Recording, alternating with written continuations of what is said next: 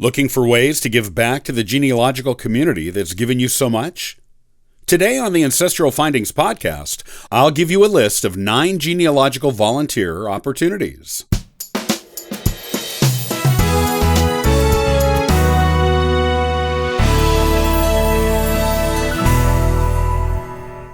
One of the things you will come across frequently in genealogy is the concept of giving back to the community.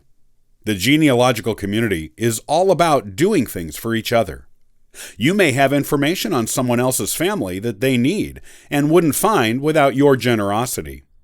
It is said that whenever you do a genealogical good deed, it makes it more likely someone will do the same for you. Even if they don't, it still feels good to do.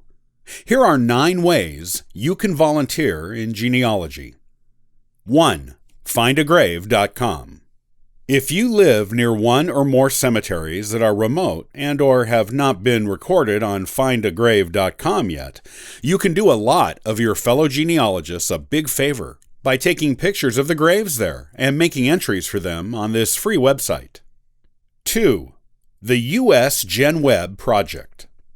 This free website collects genealogical documents from around the world and puts them into their appropriate state and county sections.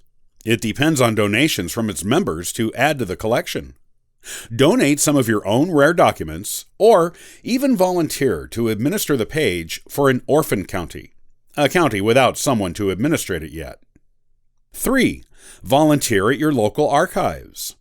Volunteering at the local archives in your area is a wonderful way to give other genealogists, some of whom may be visiting from out of town, the assistance they need to find the trails of their ancestors in your town.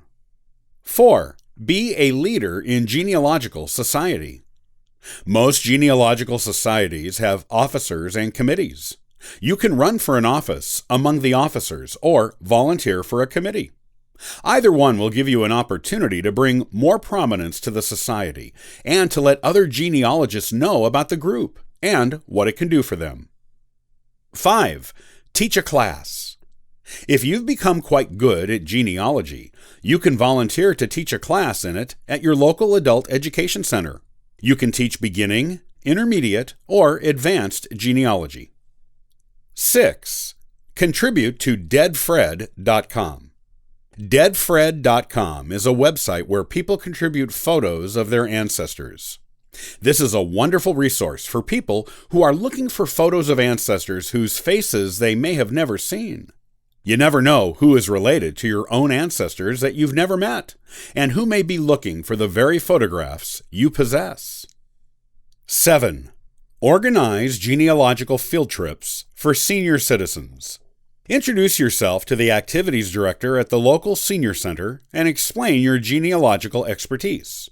Then, work with the director to arrange an outing for the people who spend time at the center to go to a local genealogical library or archives, with you as the leader and chief helper, giving participants tips on using the resources there to find their ancestors. 8.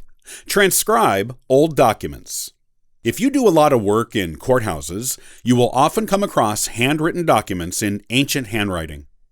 You can transcribe this often hard-to-read writing and put the transcriptions online to make them available for other genealogists. 9. Blog about your genealogical adventures. No one tells the tale of your own genealogical adventures better than you. Blog about them, and others may learn new research techniques from them, or even discover new information about their own ancestors on your website.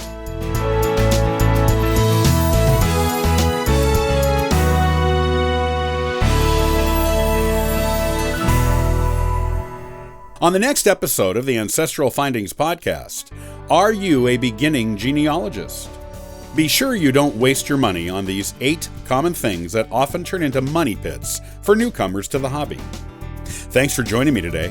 I'll see you next time on the Ancestral Findings Podcast. And for further info, you can visit us at ancestralfindings.com.